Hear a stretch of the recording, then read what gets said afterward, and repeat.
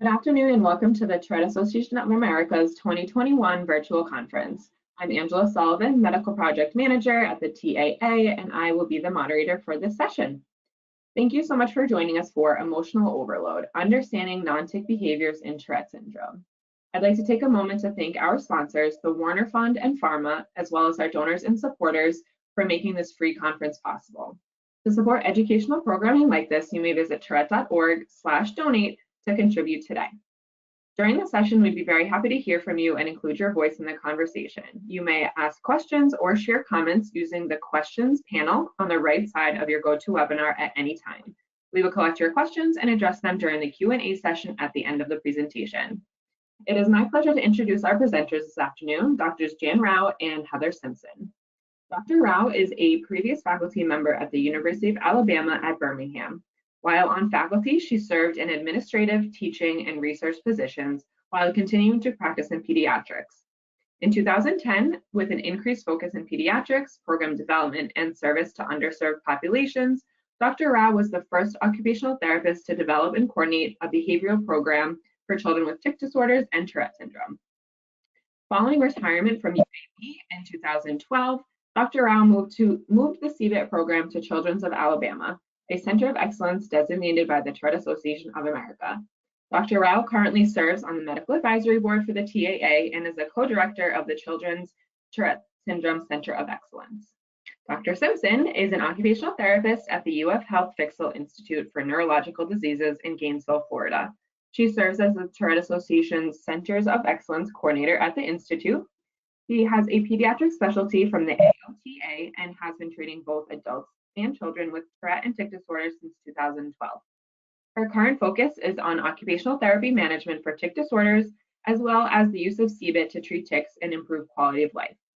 She has participated in multiple small research studies and multiple webinars related to occupational and daily life functioning for those living with tic disorders. Amongst many other accomplishments, Dr. Simpson also serves as on the TSBTI faculty for CBIT.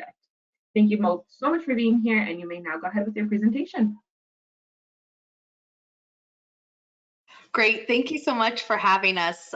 We are super excited to be here, and we are super excited that so many of you all have registered to join in on this talk today. So thank you for making your time to join us.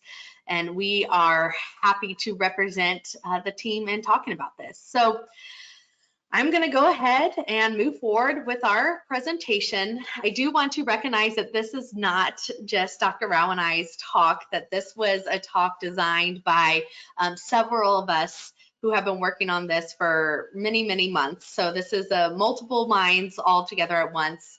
And so here are our names of the team working together with this, with Amanda Kaufman, Dr. Keith Kaufman, Dr. Katrina Lindsay, and Wendy Wegman, who I believe all are speaking at the conference this weekend. So thanks to all of the minds who have come together to make this talk possible.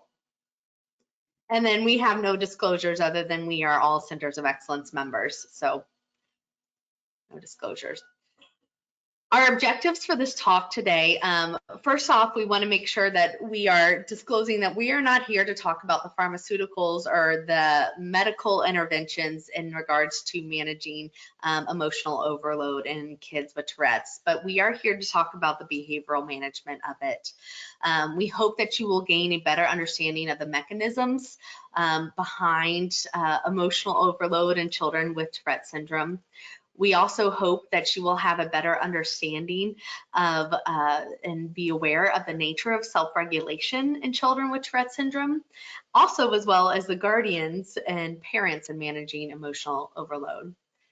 And then participants will state strategies to implement before, during, and after emotional overload, and specifically during a non-tic event with a child with Tourette. So stay tuned. Towards the end of this talk, we'll talk about what happens during those moments when it just feels like there's an emotional outburst and you don't know what to do. We have racked our brains to hopefully come up with a strategy for you. So to get started, I just want to remind you, I'm sure you've seen this multiple times and hopefully you're well familiar with it, that Tourette syndrome is way more than tics itself. And it's really important for this talk to emphasize this, that motor and vocal tics are what you see on top of it, right? But everything underneath the iceberg is really what is impacting those tics, and really often more challenging. In particular for this talk, rage, anxiety, sleep difficulties, sensory processing, depression, those things oftentimes contribute to emotional overload and non-tic behaviors in children with Tourette's. So those are things that are really important for us to understand. So what is emotional overload?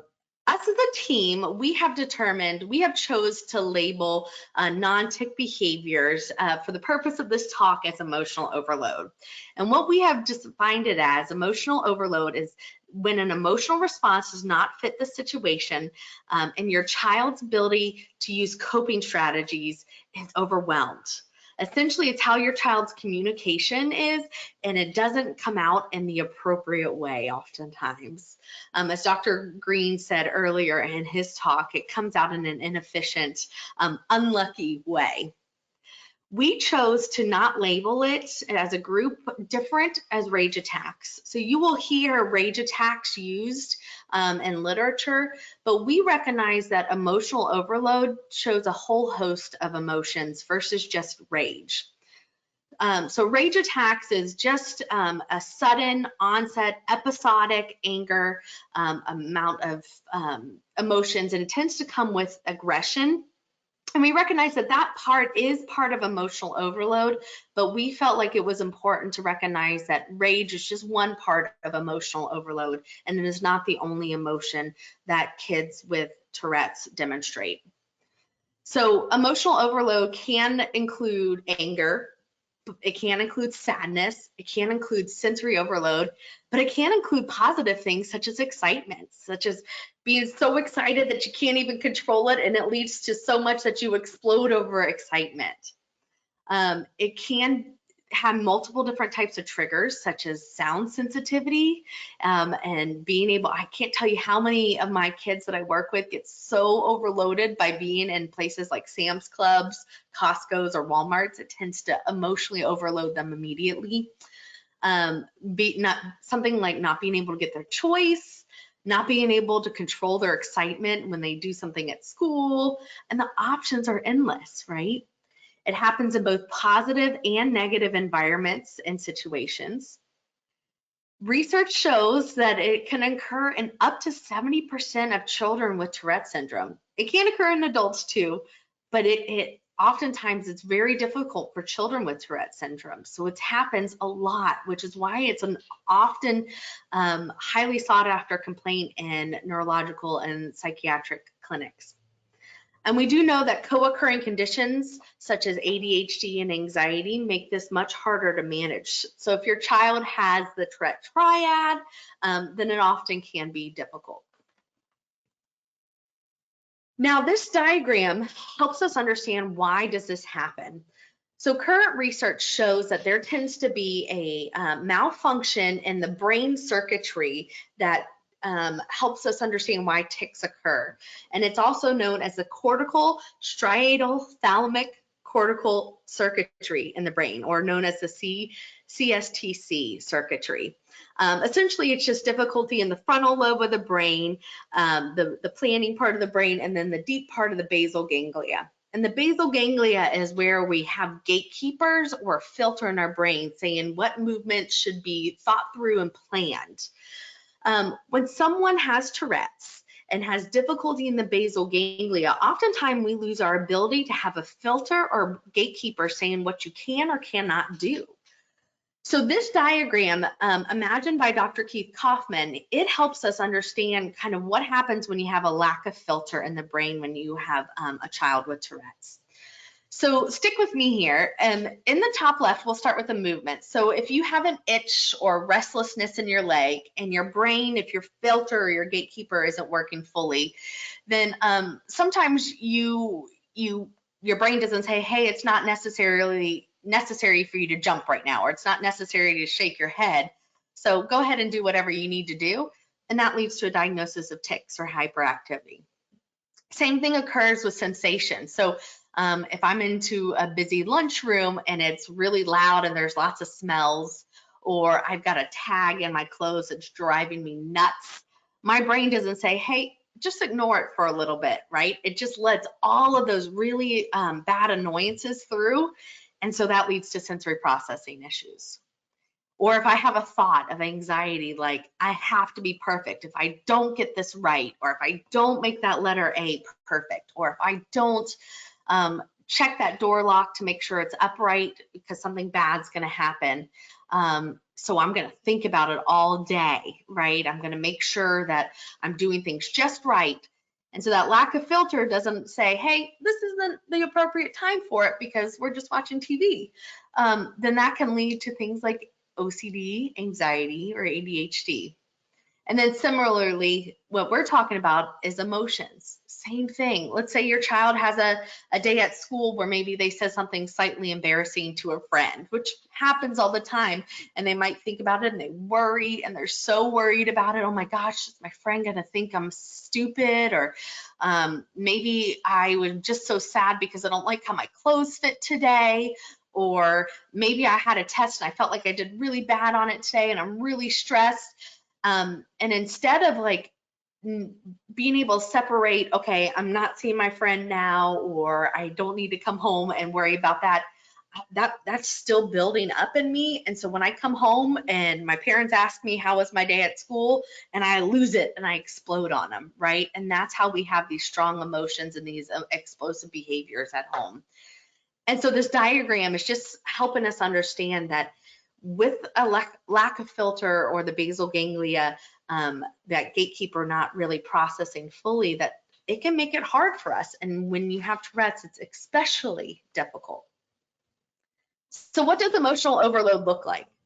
In a child with Tourette's, it's especially difficult because it can wax and wane just like everything else. It can look different in the morning than it does at night. It can look different yesterday than it will tonight. So it could be crying, it could be screaming, it could be throwing items, it could be hitting myself, it can be hitting others, it could be a sensory overload with like covering ears, curling in, it could be a meltdown of just pure tears and screaming all together, or even it could be a shutdown where just not talking and just pure blank stare, right? So it depends on your child, depends on the day and the hour. And before we move forward, I do want to clarify, we do want to clarify something. We want to make sure we separate out, we've already separated out rage attacks, but we also want to separate out intermittent explosive behaviors. Intermittent explosive behaviors or intermittent explosive outbursts have been known to occur in about 25 to 50% of patients with Tourette's. Now, this is similarly linked to rage, where it is physical attacks, rage attacks seem to go from 0 to 100 with aggressive behaviors that are very situationally out of control and out of context. Intermittent explosive disorder is known as a separate condition than Tourette's itself. So we want to make sure that that is known, that just because you have Tourette's does not mean you have automatically have intermittent explosive behavior disorder. We do know that intermittent explosive behavior disorder or explosive disorder is more linked with ADHD and that impulsive disorder, difficulty with processing. I'm angry, so I'm going to get pissed off and throw things, or pissed off and get physically aggressive.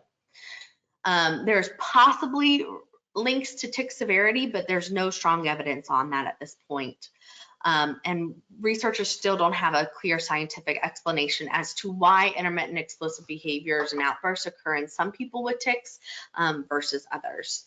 So going forward, we want to make sure we are talking about, for the rest of this presentations, we are clearly emphasizing intermittent explosive behaviors is recognized as part of an emotional overload itself. So Jan, I'm going to pass it on to you. Thank you, Heather, and hello, everyone. So let's talk a little bit about what commonly seen problems are in different environments.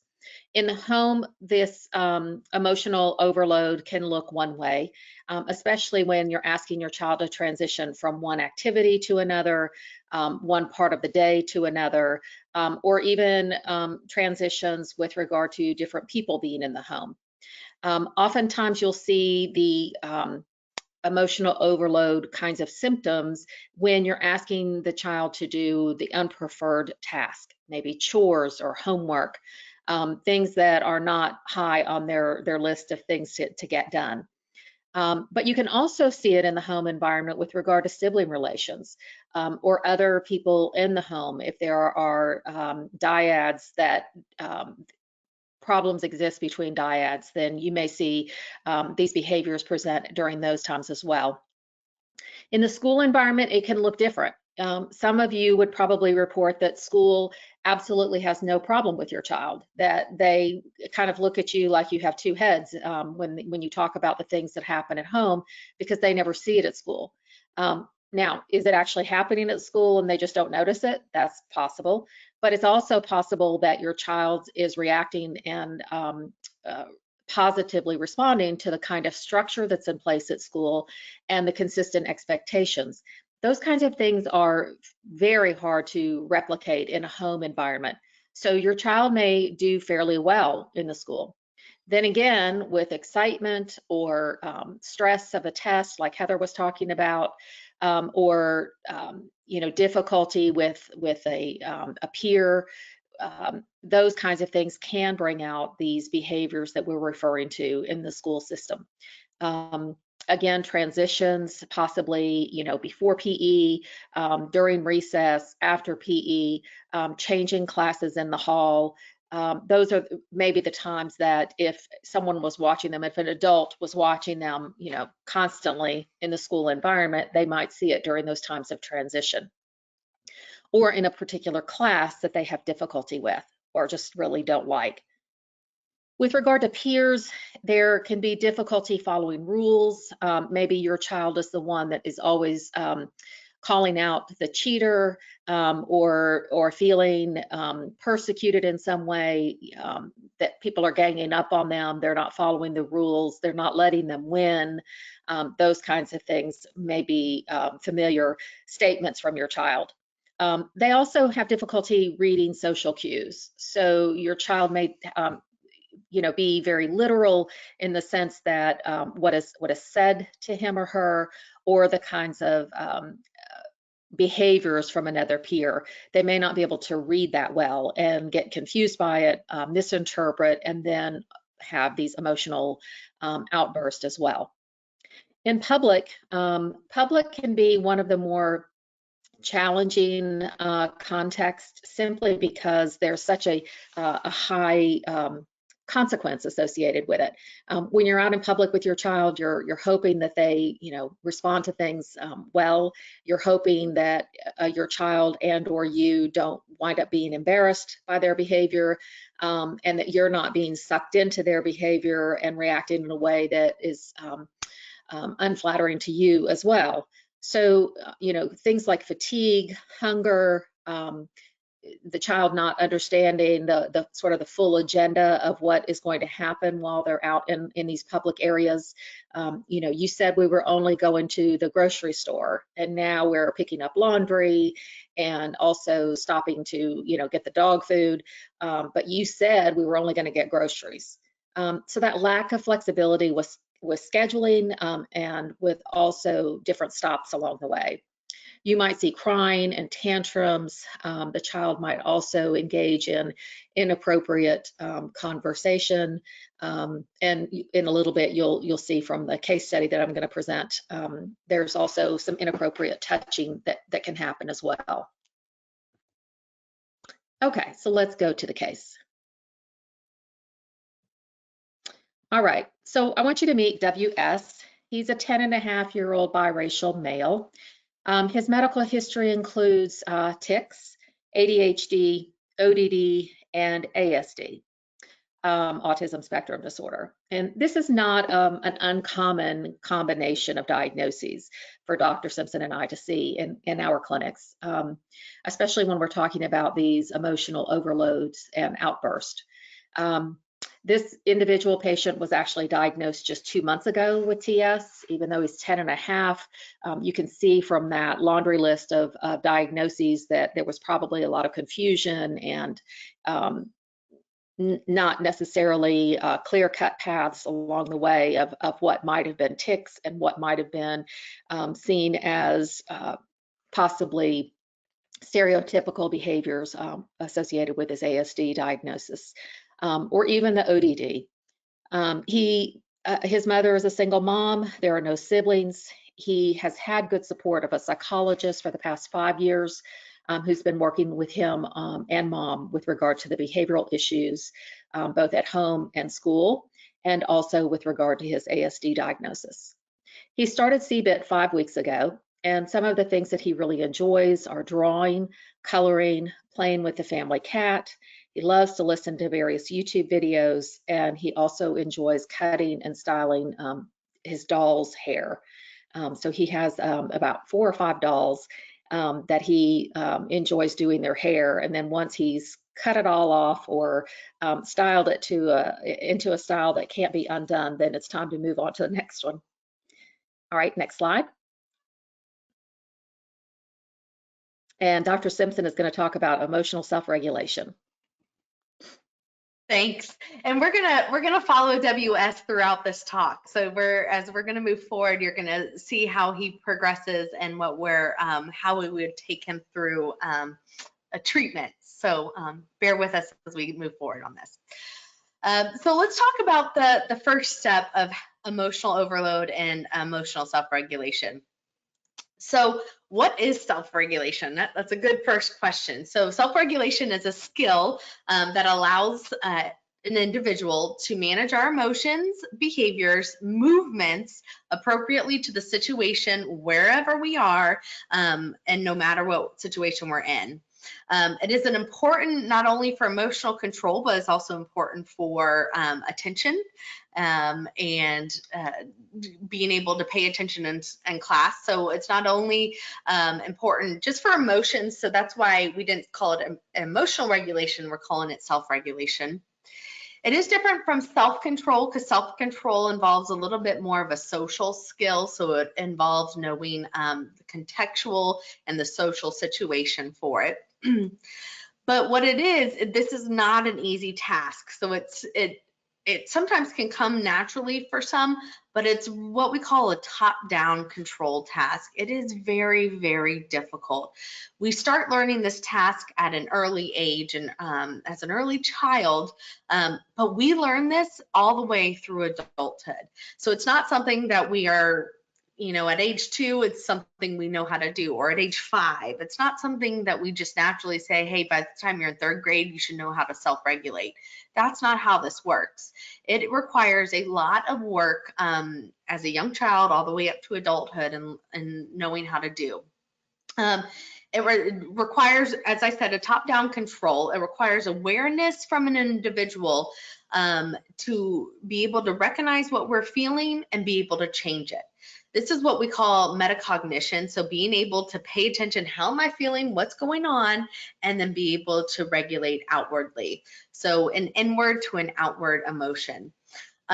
This also involves the autonomic nervous system, being able to tell what is my body feeling, am I this fight or flight? So is this my increased heart rate, is my nausea, is that normal, is it not normal? Should I do something about it? Should I panic? Or should I go into a calming regulation time period? It requires extensive training. Again, it's not something that you're innately able to do. But also there are a lot of factors that influence self-regulation. So my ability to self-regulate is very different than your child's or my coworkers.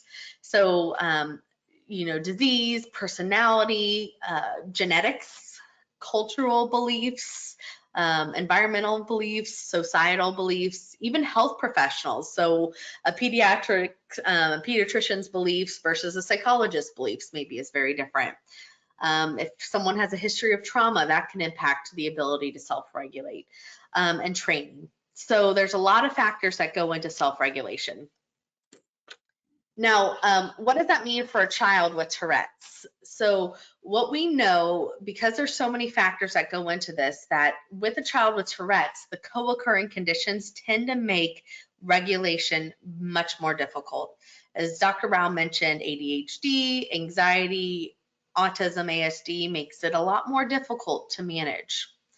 We do know that this lack of filter that we talked about, that ability of the basal ganglia to say, hey, no, that emotion's not needed right now, or that thought's not needed right now, makes it more challenging to regulate and say, hey, I don't need to panic, or I don't need to feel overwhelmed because I can think about that another time.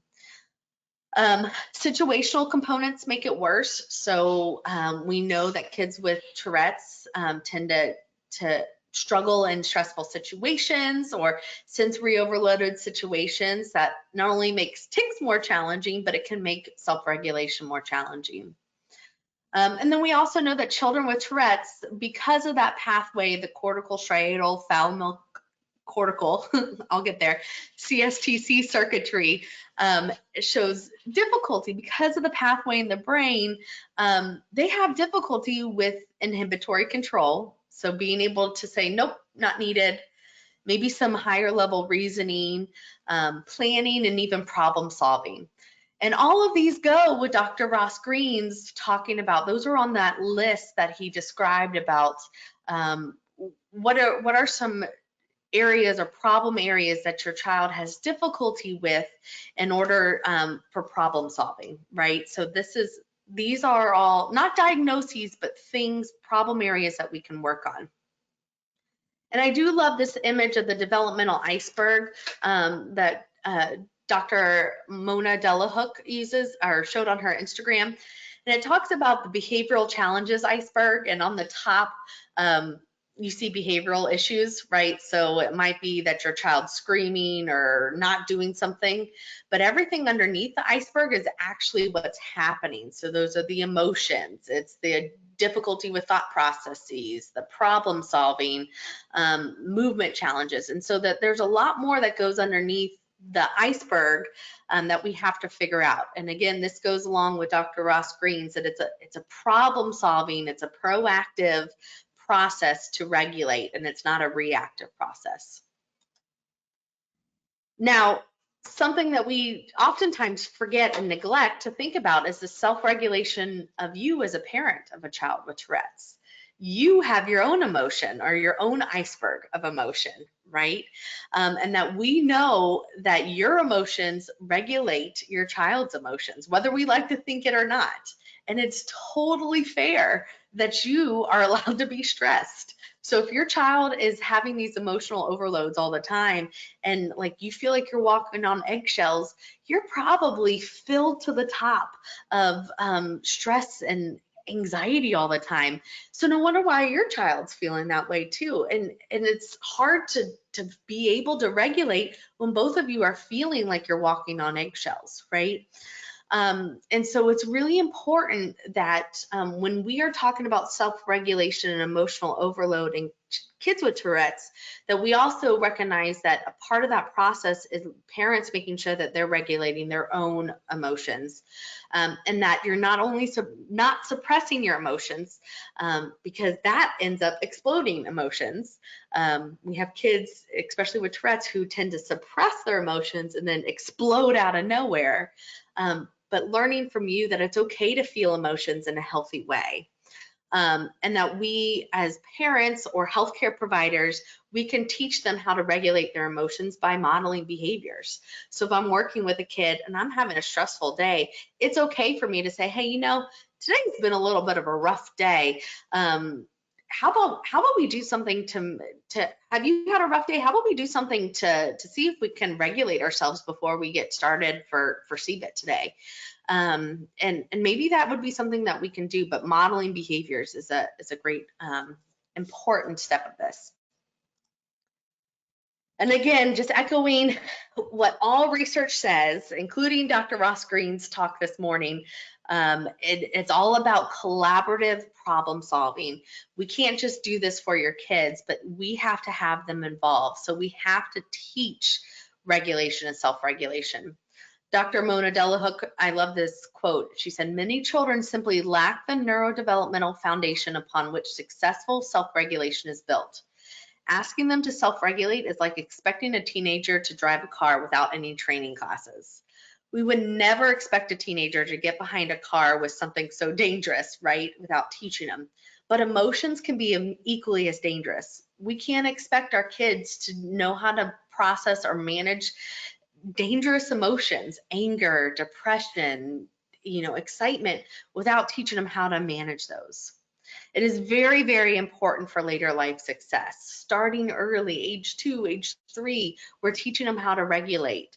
We just do it a little bit differently as young kids, but teaching them how to regulate is very important for later life success. And we do know that therapy is highly effective, whether it's through modeling or behavioral therapy. I wanted to show you a few examples of what we have done in occupational therapy, but also in other therapy programs. The first step of this is teaching your child how to even recognize emotions, especially with kids with Tourette's. Sometimes it's just hard for them to realize what they're feeling because they might feel like they go from 0 to 100 because that's what they feel, and that in-between area just feels really gray. And so teaching them to recognize that in-between is very important. So on the right is an example from the Zones of Regulation program. It's a program that teaches self-regulation and talks about they use colors to describe how they're feeling. Blue being sad, kind of tired, kind of puny. Green being the perfect learning, happy, great time period. Yellow being kind of frustrated, worried, or excited, and red being in the anger phase. And so a parent can say, hey, where are you at right now? And they might say, I'm in yellow, or I'm in blue. And then you do something to change it. And then on the left is something that I use from the CPRI program, which I'll tell you about later, but it's a Beaker program.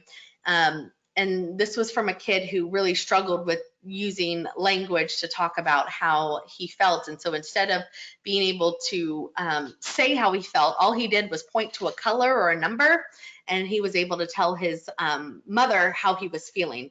So she would ask him every day when she picked him up from school, where's your beaker? And he would say a 6 or an 8. And if he was at a 6, then she wouldn't force homework initially. She would give him about 15, 20 minutes of quiet time to kind of calm. And then they would go right into homework instead of starting right there. But if he had a really good day and it was 4, maybe they would start with homework. And so recognizing emotions is very important. So I'm going to pass it off to Dr. Rao to talk about our case. Thank you, Dr. Simpson. Okay, so let's continue with WS. He and his mom reside in a single family home, but they do have close neighbors. And in the past, the mom has been very conscious of who might be hearing some of the outburst that WS has through the afternoon, usually occurring after school into the early evening. So that's been a source of stress for her in the past. Due to COVID, he and mom have basically been homebound for a year, with the one exception that he did start back to in-person school in January of this year. Mom has her own health issues, which place her at high risk for COVID, at least until she got her vaccines, but she does have chronic fatigue and some respiratory issues. School and the psychologist that he has been seeing, the private psychologist, have used the zones of regulation that Dr. Simpson was just talking about with WS over the past 3 years. They have seen some improvement with that. His behavior at school has probably improved the most, but in the home and out in the community, it has continued to be problematic. WS's mom has utilized a phrase that she coined, time between us, as a kind of a signal for them to have breaks in the home from each other. And this can either be cooling off periods if one or the other is really upset with one another, or the other and also when she needs a break due to her her own health issues. Most of the time that phrase "time between us" works, but there are times that WS rebels and does not honor that particular signal from mom and continues to try to engage her, even though she really needs some time alone. They both report that 12 of their 15 wakeful hours with each other are just fine. But it's those 3 hours a day, like I said, usually after school and early evening, that tend to be the biggest problem areas for them. And you wouldn't necessarily think that 3 hours in an entire day is that big of a deal. But I'm sure there are many of you in the audience right now thinking to yourself, even 30 minutes of challenging behavior is a big deal, much less 3 hours, and especially if it's consecutive hours. Okay, now we want to talk a little bit about what kind of pulls this all together, the family systems theory. And some of the basic tenets here, you'll see the baby mobile there off to the right of the screen, which is, I think, a great visual because it both ties together the various members as a family unit, but also allows you to see that everybody's individuals. And while each person is interconnected with the other, everybody's also unique. So what one person does affects the family, and what the family does affects each individual person. It's important to remember that everyone in the family has a different viewpoint. And when we talk about families, especially nowadays, we're talking about really any significant person who spends consistent amounts of time in the home with each person. So if it maybe is a nanny or an au pair, or the the housekeeper who also helps to stay in the evenings to start a meal. Maybe it is the ABA teacher who comes to the house several hours a week. You really need to think about each person that is spending fair amounts of time in the home with the family and how their contributions can play a part in this.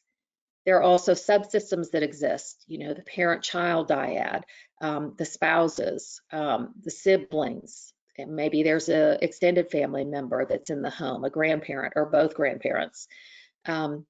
Families in general are trying to maintain equilibrium. They're trying to keep things balanced, both in the home as well as out of the home. And that can be a challenge a good part of the time, just because of things that happen.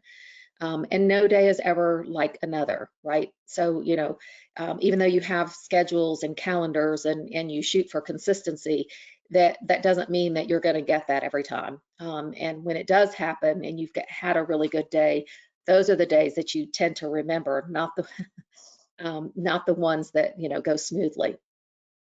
So resources are needed for adaptation and change. It oftentimes means that people have to come together and decide what is going to change and how we're going to make that change. We also need to hold each other accountable, but in a positive way. Nobody wants to hear all of the bad things that they're doing. And when we're talking about our kids that have difficulties regulating their behavior and their emotions, it's very easy to get stuck on telling them all the things that they do wrong.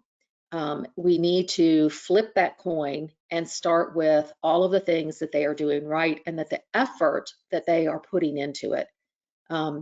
Because even though it may not look like it, if you're seeing one good thing a day out of your child, it's probably taking them a lot of effort to make that happen. So, it's just like we tell our families when we're doing CBIT with them. It's not about, did your child, minimize a tic? That's not how we necessarily measure success. It's the effort that they're putting into using their strategies, because that effort will pay off and they will be able to minimize and manage their tics using CBIT. But it's just a different frame of thought, and the same is applied here. We want to start with congratulating the child and recognizing the child for the things that they're doing right and the effort that they're putting into it. Okay. So let's talk about managing those challenging behaviors.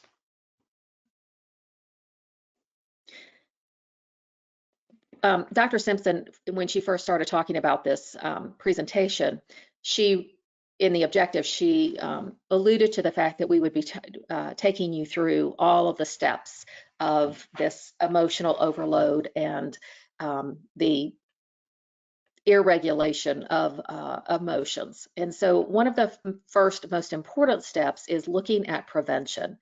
We want to try to be proactive and not reactive. And in order to do that, we need to first recognize and identify what warning signs are.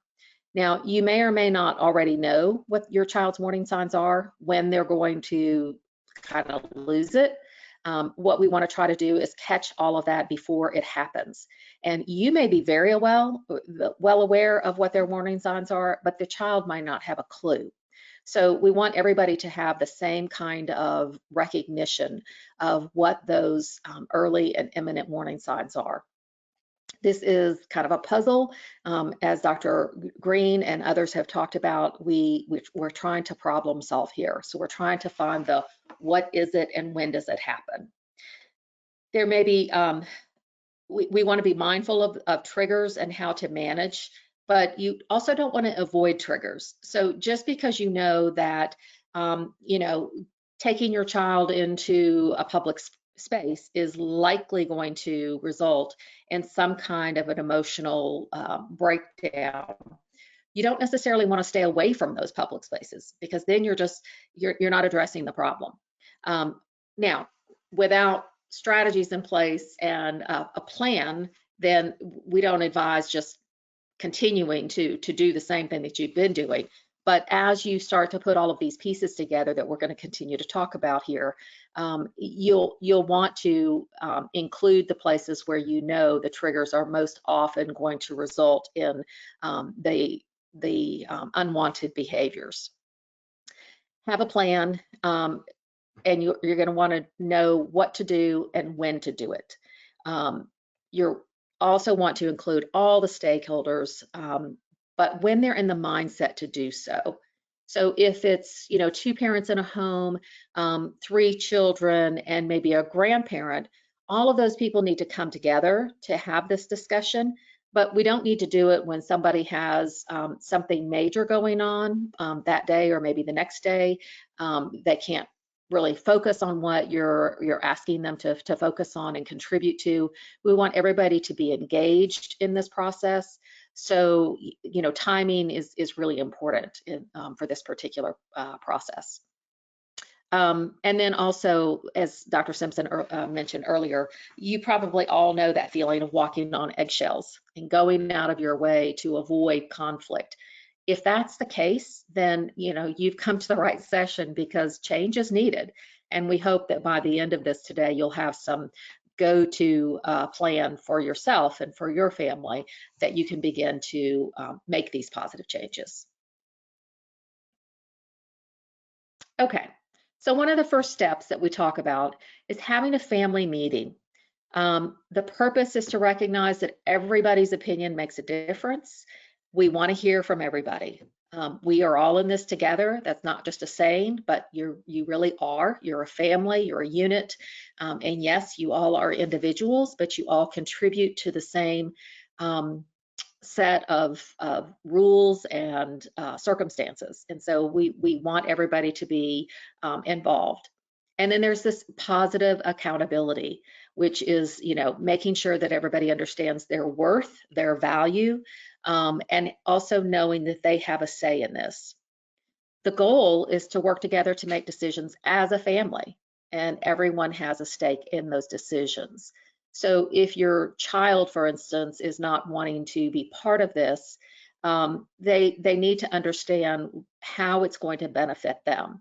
That, this isn't an arm twisting kind of thing, that there's a goodie in this for everyone. And that probably everyone has work to do. Not probably, I'm sure that everybody in the family unit has work to do in this process. Even people who don't tend to have difficulty difficulty with their emotions or their behavior, maybe another sibling who is kind of your perfect child that, you know, never gets in trouble, never causes trouble, that person still is going to have work to do in this process as we go forward. The general rules for the family meetings: everyone gets a chance to talk. One person talks at a time, so there's no interrupting. Everyone has to listen, but not everyone has to talk. And then no one puts anyone else down. And you parents out there in the audience know how that can look. It doesn't have to be, you know, a verbal statement to put someone down. It can be an eye roll. It can be turning, you know, your body away from whoever's talking, you know, just sort of dissing that person. We don't want that kind of behavior. So we want to establish these ground rules in the beginning, and everybody agrees to it up front.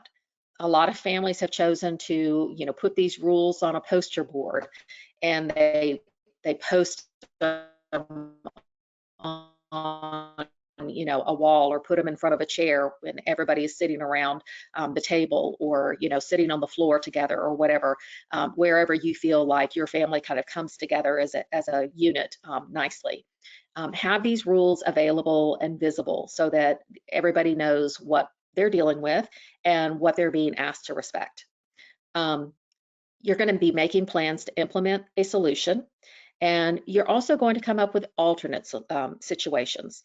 So for instance, when your child is having an outburst, and if they won't leave that space where the rest of the family is, that has been agreed on earlier, they won't leave the space and go to the already identified space, then everybody else goes someplace else. Or if it's just you and your child, like in the case of WS, then mom would go to an alternate space and leave WS in that particular location.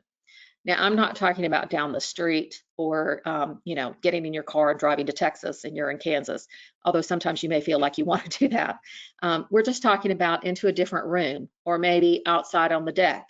But those kinds of things need to be planned ahead of time, so that if your child has other issues, anxiety, separation anxiety, those kinds of things, we're not escalating that by moving into a different space. They know that you're still there.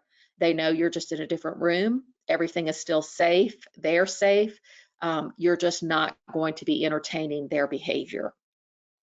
And then also at the end of the family meeting, plan one fun activity for the upcoming week. This needs to be a time where families really come together and start communicating, not just about the problems in the family, but also about things that they want to achieve as a family. So, you know, maybe it's, hey, we've talked for a long time about going to a drive-in movie theater. You know, I found one and it's 30 minutes from our home. Why don't we try to do that, you know, next weekend? Or summer break is coming up, so maybe one night during the week. Those are the kinds of things that the family meeting can end on. So you're ending on a positive note. It's giving everybody something to look forward to, and may even be a carrot to, you know, hold out there for people to commit to. Not that you're going to take it away if something goes wrong, but it can be something, you know, fun that the family looks forward to and gives everybody an incentive to work on this problem together. Okay. In the moment, so we've talked about the preventative, like beforehand, and then the family meeting, which establishes the rules, the ground rules, and what to expect. And then in the moment is where you want to just make sure that everyone is safe. You want to make sure that breakables are out of the reach of child or just put away. You or the child need to leave the room, but you also want to watch for the warning signs. So if you start to see your child disintegrating, you start to see those things that you know are triggers, that, you know, in the next 5 minutes, you're going to have some explosive behavior or meltdown, or just a, you know, kind of a shutdown. Try to act before the moment happens. Do not try to intervene in the moment. Your child cannot process what you're asking them to do in the moment. They're already too far gone at that point. And I don't mean, you know, too far gone, you know, they're an alien or something, but they can't, their brains cannot process what you're saying. They can't process what you're asking them to do. Probably not even, visual signals at that point. So in the moment, if your child hasn't responded ahead of time, to leave the room, go to another place, and then begin doing activities to help calm themselves, this may be the point where you then need to leave the room, or other parts or other people in the family need to leave the room, leaving the child or the person having the meltdown alone, but they're safe. There's not going to be any harm that comes to them, or hopefully to an animal, a pet, or something like that. You want to also calm. It does not help if you're reacting in the same way. If you're yelling, if you're giving commands in a very gruff voice, if one parent is maybe not on board with this, and you as the parent who's on board with the plan, and the other parent is kind of mediocre about this, and the mediocre parent is now, is just pushed him or her to their last sort of shred of patience, then it would be easy to get caught up in the moment and become just as emotional as the child, just in different ways. It manifests maybe differently in the adult. Giving your child a cue or signal to go to the predetermined space is a good thing, but again, you want to try to do that before the meltdown starts, and allowing your child to get to that safe location. So, you're trying to give those commands early, and sometimes it's good to give both a verbal, but also some kind of visual cue, which we'll talk about in just a minute, and then allow them the time to move to that position. There may be a little bit of rebellion. They're going, but they're not maybe moving as fast as you want them to. Don't engage in that. Don't get into that challenging piece. They're not moving fast enough. I told you need to go to your room, or to go to wherever, that pre-identified space is. If they're moving in that direction, give them the time to do it. If you don't engage with them, the likelihood of them actually following through is very strong. If they won't go to that particular place, then again, you go elsewhere. But once they get there, or you leave the room, then you're hoping, and you're coaching ahead of time is to get them to use those predetermined calming strategies. And we'll talk about a few of those in just a minute with the continuation of the case of WS. Visual aids are really helpful because, again, depending on how your child is processing information, relying on just one form of information is not always a good thing. So you want to try to do visual, you want to try to do a verbal, you might even try some kind of tactile cue where you guys have agreed ahead of time that if you walk up to your child and, put your hand on their shoulder, sort of nudging them, in a direction, at the same time that maybe you're giving them a hand signal of, thumbs up, or maybe you've got a poster board that you point to, the identified space or something, and then also saying it's time for you to go to your space.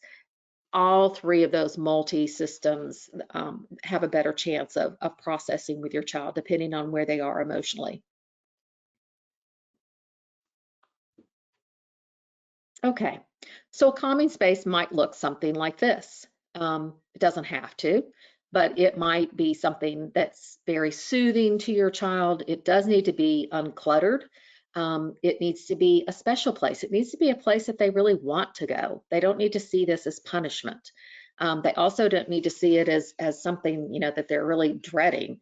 So it doesn't need to be, especially, if they're afraid of a basement, or if they're afraid of a particular part of the house, that doesn't need to be their calming space, because it's not going to be calming to them. And it doesn't matter why they're not comfortable in that space. I mean, that could be maybe something that you all decide and figure out during a family meeting, but until that is figured out and dealt with, they need to be allowed to go someplace that they feel calm, that they feel safe, that it feels nice to them and cozy. And they also need to have a few items that they can have in that particular space that are only used in that space. So if, for instance, they have Legos, or they have a particular doll that they like, or maybe they have some fidgets that they use, or listen to music or something. Those kinds of things need to be available in that space, but not available just anytime, anywhere, because it takes away the meaning of what it's for, and it also, the novelty of using it wears off as well. So this is an example of a virtual calming room, but again, it doesn't have to look like this, and you as a family can make that space look and feel the way that it needs to for your child. Okay. All right. And then this is maybe I don't know, some I guess would argue that maybe this is the most important piece of this process, but it has a very high priority. The after. What happens after the incident? You need to have a debrief, and this is just as important as that family meeting. So everybody again comes together. There needs to be some acknowledgement for the child and their efforts, regardless of the amount of success. But you need to start off with praising and acknowledging the child for the things that they did do right. And then also be specific about that. So, not just good job using your strategies. I mean, talk specifically about what you saw them doing and the effort that you saw going into this. You're going to have time during this to also talk about the things that still need to be improved upon, but it's important for your child to understand what they got right in that moment. And especially if it was before the full meltdown, you want to be specific about that. And then discuss the action that can be further strengthened. But that needs to be from everybody. So again, everybody has work to do here. So, maybe that sibling that doesn't cause any trouble, that's always supportive, that person still can offer something in this process. And maybe it's that person is the best person to offer the cue to the sibling to go to another space. Maybe, the child rebels every time the parent tries to get them to go to the other space, but they do really well with that one sibling that can talk to them and maybe calm them and doesn't get emotionally charged by their behaviors. And maybe that's the person that needs to go and tell them that they need to move to another space. Remember, it's not personal, and everybody needs to work together. We're figuring out the why. So again, this is a big problem-solving activity. Okay. Okay, so this is WS. They had a family meeting. They agreed to these rules: no interrupting, one person talks at a time. If you disagree with something, you will get a chance to say that. Each person has to say something positive about the other before saying something negative.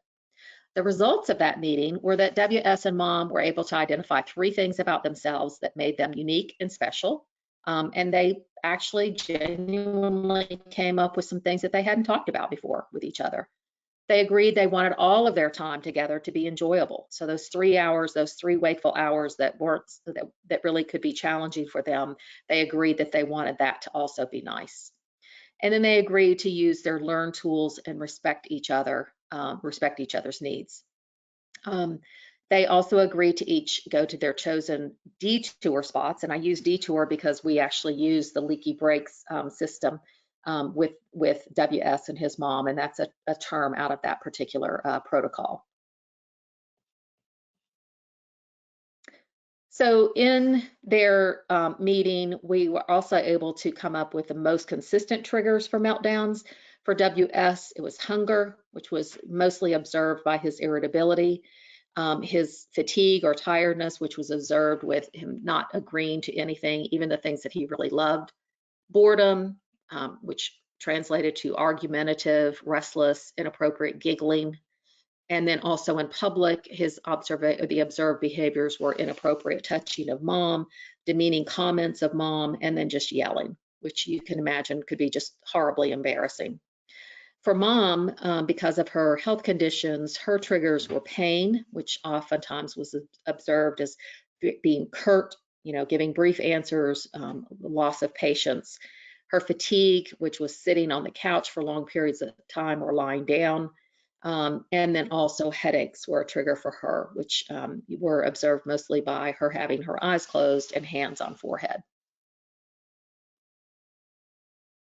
Okay, and this is just an overview of the last 5 weeks using the leaky brake system with WS and his mom. And it started off slowly, and it did not go without problems, that's for sure. As you can see, in the first week, WS refused all but one of 12 cues that mom provided. By week 3, he was taking a detour once a day independently and was compliant with taking detours when cued by teacher or mom. And in this last week, WS was detoured on average of 3 times a day independently. Also had added 2 more activities to his detour list, and he now calls it fixing his brakes. So he's come a long way and has chosen to be much more independent about this. A lot of the whininess and irritability has subsided.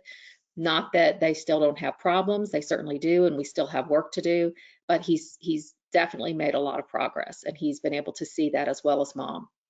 Mom also has made a lot of progress. In the first week, she was using detours to lie down and have quiet time every time that WS was misbehaving, because she just was full. She just didn't have any other resources, and she needed to just get away. By week 3, she was taking detours together with WS, and by again last week, mom was detouring less now because because of his behavior, and she's feeling more relaxed around WS and she actually is feeling physically better. So the program is working for them. Again, it's not without hiccups, but each week we address what those hiccups are, and they're very committed to moving forward.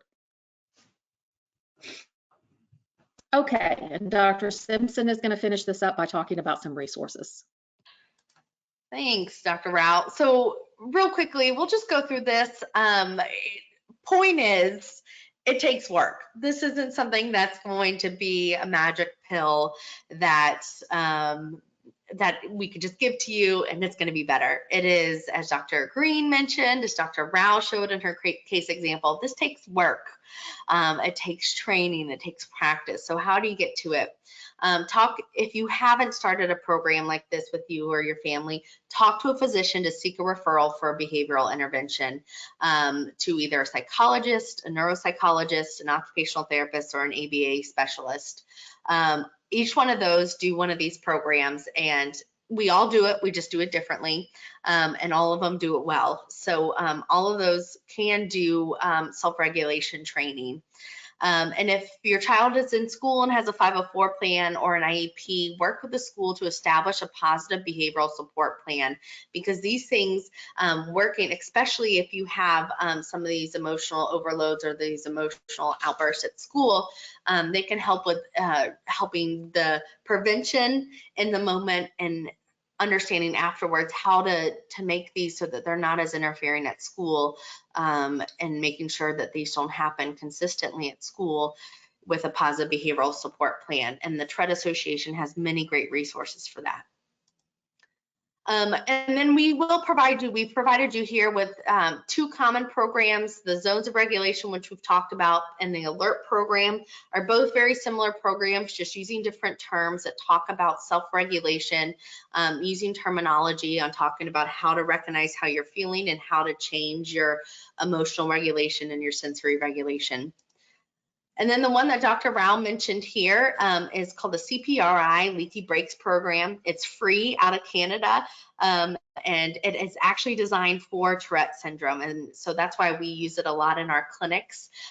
It has free videos, free handouts. The psychologist gets online and talks about, you have Tourette's and we all have leaky brakes, and how our emotions or our frustration we have a beaker full of emotions, and sometimes it fills and overloads, and your OCD, your tics can fill your beaker, and how do you release it? If you as a family aren't comfortable doing that, then it's easy for your providers to find those resources and learn how to use them, but it's a very easy program to use. And then following up with Dr. Green's talk this morning, his Lives in Balance website has all those free resources and blogs. It has the assessment of lagging skills and unsolved problems that helps you talk about difficulty with problem solving, whether it's maintaining focus and helping understand why certain behaviors are happening. And his book, The Explosive Child, is a great resource for understanding the easily frustrated and flexible children. And then the Dr. Mona Delahook's book, Beyond Behaviors, and her Instagram, she's the one with the developmental iceberg. So she helps you understand why behavioral challenges are more than just behavioral challenges, that they tend to be an iceberg of things. And then lastly, there are a lot of free resources out there. Here are just some really popular ones that in the moment, if you need it preventatively, and your kids are glued to their iPhones, there are a lot of really great calming apps and websites that can be used. And here are all the resources here. So you will have access to this on the recording and post chat afterwards. So thank you all for listening, and we are here for your questions. So I will open it back up to you, Angela. Great. Thank you so much for such a great presentation. Lots of great information in there. And as Heather said, we're now going to be answering the questions that were submitted during the presentation. As a reminder, you can still submit questions in the questions pane on the control panel. If we're unable to get to everyone's questions, which we probably won't because there are quite a few, and we're going to go for about 15 minutes, but we will be collecting all the questions and I'll be sending them off to the speakers and we will get those questions answered for you.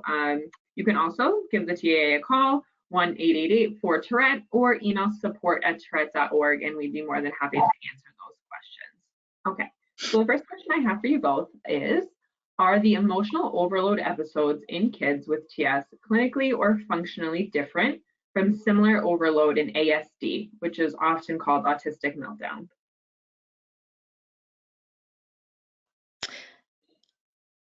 Oh, go ahead. Okay. Having worked with both populations, I would say that they can look very, very similar. I don't know clinically that they are any different, but functionally they can look very similar, and there may be different triggers for the particular episodes, but what you actually see is going to be very similar. But I would say that this process works equally well with both populations. Again, depending on your child's level of understanding, ability to communicate, all of those kinds of things, which can be different with ASD. I completely agree. I just think the mechanism's a little bit different. So absolutely. Great, thank you. Next question. Is emotional overload always accompanied by a display of intense emotions? For example, my 6-year-old will hit, throw things, but appear very calm. So emotion, it doesn't, we talk about we call it emotional overload, but think about self-regulation. The definition of that was movements, emotions, and actions. So although emotions was just one part of self-regulation. So we used emotional overload as a generalized term, but it does not have to be emotions, right? So the emotional overload could be, it presents differently for each person. It could just be the hitting things. It could be throwing things. It could be hitting self. It could be just a shutdown. So it might not show any emotions except a blank wall. There's just not a really good term to describe the change in presence, the change in regulation essentially is what it is. And I will say that when you don't have, in the absence of emotion, I think that's when also it becomes very confusing to both parents and teachers and other adults, because it looks very defiant. It looks very willful. So in the absence of emotion, it's hard sometimes for parents to understand that this is something they are not controlling necessarily. Great, thank you. Okay, next question. How do you know the difference between rage attacks and intermittent explosive behavior? Oh, go ahead. Go ahead. It's I don't okay. think there's a clear definition. I think that's still being figured out. We've had several conversations on that, and I think rage attacks are. How about this? I should start by saying I am not a diagnostician, so I'm not the correct person to answer this. I should first put my correct hat on. But I don't think there is a clear definition on that, and that's still being sought after. But there are several good people, and Dr. Kathy Budman and Carol Matthews do several great talks on rage attacks and trying to help understand the differences between intermittent explosive disorder and rage attacks. But I think there's a lot of confusion on that. Right. And clinically, they're really the same. We're treating symptoms, and one's just a diagnosis. Great, thanks. Okay, you guys might like this question. Do you usually recommend OT as part of the treatment team for kids diagnosed with Tourette syndrome? We're waiting for further testing to rule out ADHD, GAD, ASD, ODD, and learning the diagnosis with psychologists, as my 11-year-old daughter was diagnosed with TS a few weeks ago by her primary care. We're at the start of assessments for treatment, looking to expedite treatment due to severity of neck thrusting tics on cervical damage and complex verbal tics on social interactions. Yeah, so the question, I think the basic question was, do we tend to recommend OT assessments and OT involvement in these cases? And the answer from both of us is absolutely. What we also recognize is not all OTs have worked with this population and necessarily know where to start. So I know, because Heather and I do these things all the time together and independently, but we always recommend for each other as well as with each other, that if your OT needs assistance, we are always happy and willing to talk to a school OT or a private OT and help them chart the path for your child. You are welcome to give them our contact information, and we will do everything we can to help get them in the right direction if this is not an area of expertise for them, or they don't really know where to start. You know, set aside CBIT, which we both do. An OT does not have to be CBIT trained. They don't have to know even what CBIT stands for to still be able to effectively help your child through this process, and you through this process. Great, thank you. Okay. What if your child always uses avoidance and asks for space every time something challenging comes up? What if you try to schedule a different time to talk about things, but the minute it's brought up, the child gets overwhelmed and shuts down? It seems like we can never move forward or address anything. Do you want to take that one, Heather? Sure. I would think I would start with, without knowing the child, I would definitely start with some sort of emotional ID program, meaning I try to figure out when is their emotions at a point where I could talk to them, right? So using Dr. Ross Green's talk earlier, where he was talking about collaborative problem solving, and you have to say, you know, I see that it's hard. I see that you don't want to talk to me, but it makes it hard for us to do X, Y, and Z. Is there a time or a way that we could talk about this, right?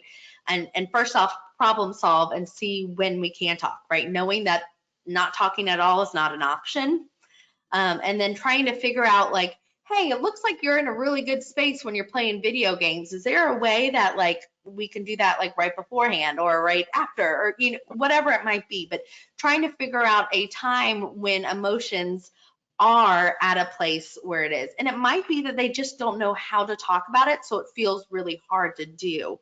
And so that might be part of the collaborative problem solving, because knowing how to talk about emotions is very, very hard. And so I would start with that Dr. Ross Green's active problem solving, trying to figure out why they won't talk about it, to try to figure out how to start there. And if you need a third party, like a therapist, that might be another option, because sometimes they talk to therapists a lot more than they talk to parents. So that's my gut. Yeah, I would agree with that. Great, thank you. Okay. At the end, Heather, you discussed some resources, but someone has a specific question about what resources parents can use to teach emotional regulation skills. We live in a provider vacuum and virtual therapy hasn't been effective, so it's up to her. Sure. Well, the free one is that Leaky Breaks resource. It's free. It's TIC specific. It's all online, and you can watch videos. It's a little bit kid friendly, but I have used the concepts with adults, so that is a great option. You can also purchase the Zones of Regulation program and learn how to do that on your own. So there's a lot of those resources you can do on your own. It just tends to be a little bit easier, but the Leaky Breaks resource is easy and it's TIC specific. And I would start there, and it's wonderful. It is a great program. They also on the website have free downloadables for posters that you can put in the child's room, things that you can send to school, because, you know, obviously, I don't know that we mentioned this specifically, but, you know, you want consistency between the different environments. So you're going to want to get school on board with this as well, if your child is actually going to school in person. So, you know, the resources from the CPRI are right there. They're downloadable. Like Heather said, they're free. It's very kid friendly. Kids really enjoy watching the videos, and really kids of all ages. I mean, the guy's kind of quirky, and, you know, he's very engaging, and so it's a terrific program. Great, thank you. All right, we have about 4 more minutes from this program, just to be clear. We just like it. All right, we have a few more minutes. We'll take a few more questions. Next one. My older daughter often parents her TS sibling. She gets in trouble for getting involved. It sounds like instead we should be encouraging her to offer suggestions on how to handle the escalated situations with her sister. Am I understanding that correctly? Yeah, I mean, it sounds like, you know, you've got a real helper and somebody who wants to be engaged. So, you know, give her the tools and sort of the permission to do that in the best, most effective way for the child. So instead of parenting and maybe protecting a bit, you know, move that to let's signal your sister to use her skills and her strategies that she has in place, instead of, you know, acting maybe as a buffer or too much of a protector for her. You know, your sister needs to learn how to use her skills, and it's okay if you want to cue her when it's time until she's able to do that on her own, but then step back and let her do that. And then maybe the child that is the good parent or tries to parent too can be more, you know, take on more of a role in the debriefing, where they're, you know, helping to really acknowledge the effort that sister put into it. And, you know, sometimes, you know, your kids have a totally different perspective of what's happening than you do, and see it in a different light. I think family meetings are a great place for that too, right? And making sure that your child with TS feels like that's productive and helpful, right? And making sure that that feels really good for them. Great. Okay, next question. A little bit of a loaded question, I think a hot topic of discussion amongst our community, but do you consider Tourette to be a disorder of disinhibition, or does the disinhibition stem from the co-occurring conditions with TS that manifest with TS? Well, it's the lack of filter, right? So I don't want to get into the debate, but we know that there's, we do know at this point, or at least what we know in research, is that there's a dysfunction in the basal ganglia, which is the gatekeeper and the filter of the brain. So we do know that there is difficulty with making no decisions. And then the frontal part of the brain, which is the executive function, inhibition, part of the brain. And so there is mouse circuitry in the brain. Now that also happens with ADHD and co-occurring conditions as well. So I'm just not sure if there's enough. I am not a neuroscientist, so I can't speak on that.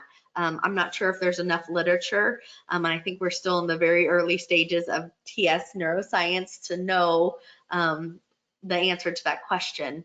But we do know that the basal ganglia and the frontal cortex are involved, and that is a big part of why a lot of these symptoms occur. And I would say one of the members on our team, Dr. Keith Coffin, would be an excellent person to address this, question and maybe give more detail to this as well.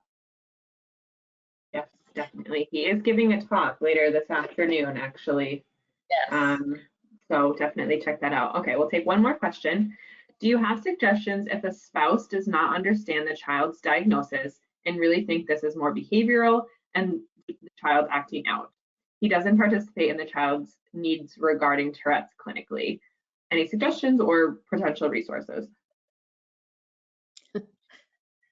Well, you're kind of looking at two women who, clinically just kind of lay it on the line. And when we see a parent that's not on board, we tend to deal with that head on. So I know if we were to see you and your spouse and your child in clinic, we would pretty much call it as we're seeing it. That everybody needs to be on board, and what can we do to get people on board? Because really the only thing that matters is the success of your child. And if an individual, if a spouse or a teacher or another adult that's significant in this child's life can't get there, then you're going to have to figure out another way to proceed, or can't or won't, I should say, get there and get on board. Then you're going to have to figure out a way to just kind of carve out that side and work within the entities that are on board. It's much more difficult, and you will have many more pitfalls as a result, because it's very hard to cancel out a significant person in that child's life. Hopefully with the progress that you and the rest of the family and your child make, then that person can see what's happening and hopefully have an attitude and thought change about what's actually occurring. And I would say some resources, support groups. I know the Tourette Association just started a virtual support group, and one specifically for dads. And that might be a really helpful resource as well. That could be a potential area where your husband can just join in and just listen to other conversations and ask the questions that he wants to ask, and maybe get them answered. That's a good point. Yeah. Wonderful. Well, that is all the time that we have for our presentation. Thank you both again for providing such a great resource, and with all the information that you presented. We didn't get through everyone's questions, but as I mentioned, we will be collecting them and sending them off to our speakers so they can give a little bit more information to you all.